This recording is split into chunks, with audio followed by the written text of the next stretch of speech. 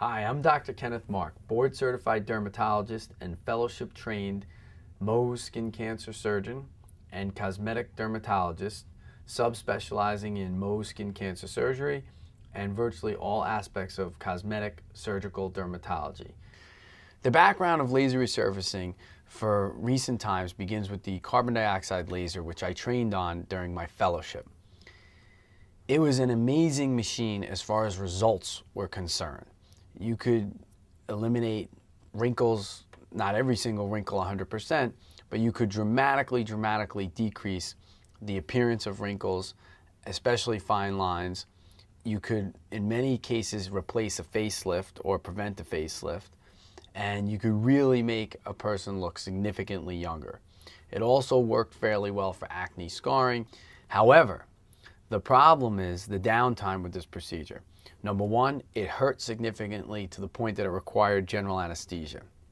Number two, even after the procedure, patients were typically in pain and significant pain for a minimum of 7 to 10 days where they were bright red like a burn victim.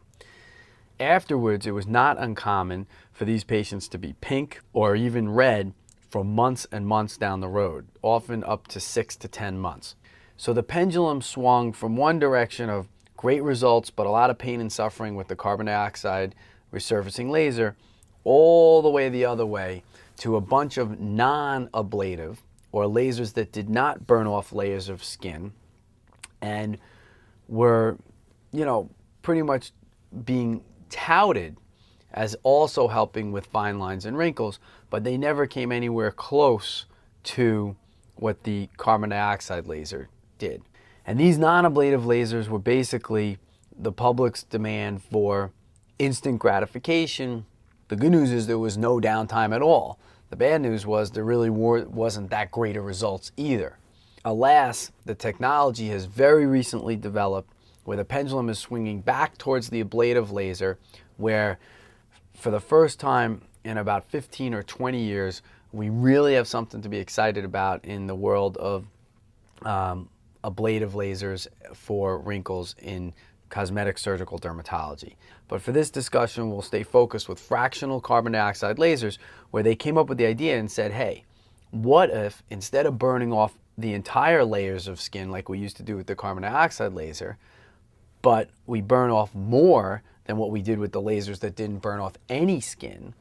We burn off part of this epidermis, but leave part of the epidermis intact so that there would be quicker healing time. And it makes sense. If you're not burning off the entire epidermis, by definition, you have less area to heal and less epidermis to fill in the gaps or the holes or the ablated areas or the burnt out areas, if you will.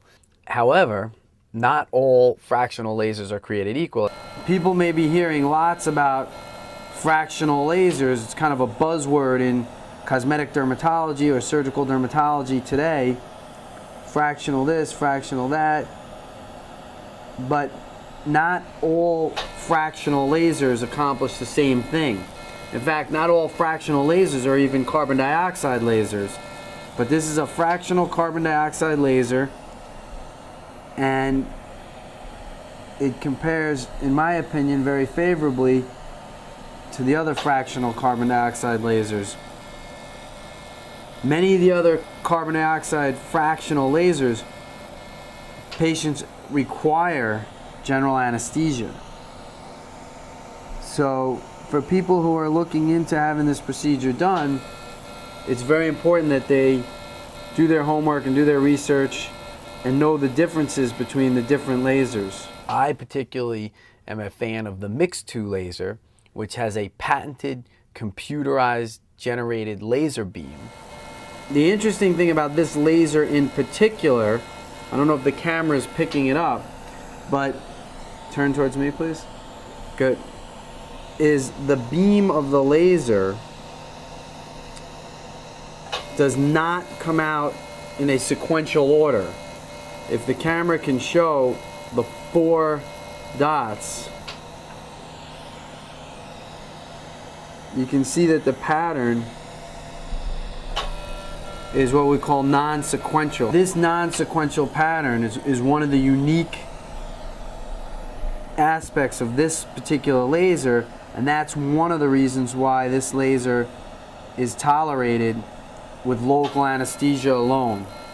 What happens is with the MixTo is it looks like the laser, if you were to look at the beam, in essence what it's doing is going 1, 2, 3, 4 like a Z, and then it goes back for the 5th pulse back up by where the first one was. So the fact that the pulses are not right next to each other, 1, 2, 3, 4, you're not stacking energy.